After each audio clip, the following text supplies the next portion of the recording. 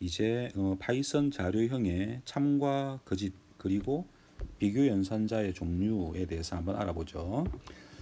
파이썬에서는 다양한 형태로 데이터를 관리합니다. 그러니까 문자형 자료형, 숫자형 자료형, 리스트형, 튜플, 딕셔너리 그리고 이제 요 앞에 했던 집합 자료형 이렇게 이제 다양한 형태의 자료형을 사용하죠.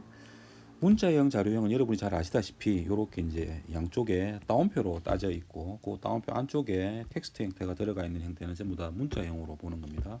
물론 공백 한 칸도 문자로 판단하게 됩니다. 자, 여기서 이제 따옴표로 따져 있는 그 안쪽의 내용이 이렇게 내용이 차 있는 경우는 우리가 이제 참으로 자료형을 갖다가 분류하게 되고요. 요 아래에서 보시던 바와 같이 이렇게 양쪽에 따옴표가 따져 있는데 그 안에 공백도 없이 이렇게 양쪽에 따옴표가 열리고 닫히고 하는 경우를 자료형 거짓으로 파이썬은 판단하게 됩니다. 그리고 숫자형의 경우에는 0이 아닌 숫자인 경우는 참이고요. 숫자 0의 경우에는 거짓입니다. 실수형에서는 0.0이 있겠죠. 0.0도 거짓입니다. 그렇죠?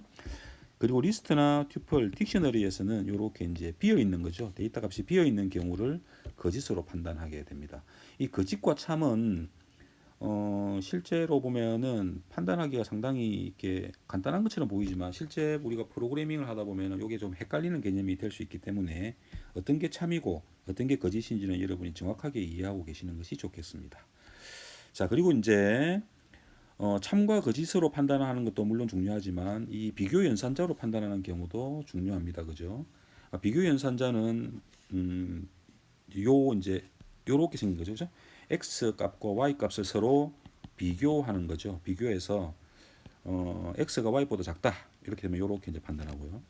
이 비교 연산자를 사용하고요. 크다는 요렇게 비교 연산자를 쓰는 것이죠.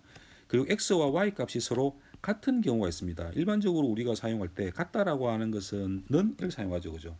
근데 파이썬에서는 이 n의 개념이 우리가 일반적으로 생각하는 수학적인 개념과 약간 다르다고 했습니다. 그죠? 파이썬에서 이퀄의 개념은 뭐냐면은 이쪽 왼쪽에서는 변수가 있고 이쪽에서는 수식이 있겠죠. 또는 어떤 밸류 값들이 있는 겁니다. 그죠? 이 수식이나 어떤 값들의 결과를 갖다가 요 변수에 대입하라는 개념으로 이런 의미로 요 n의 부호를 사용한다라고 했습니다.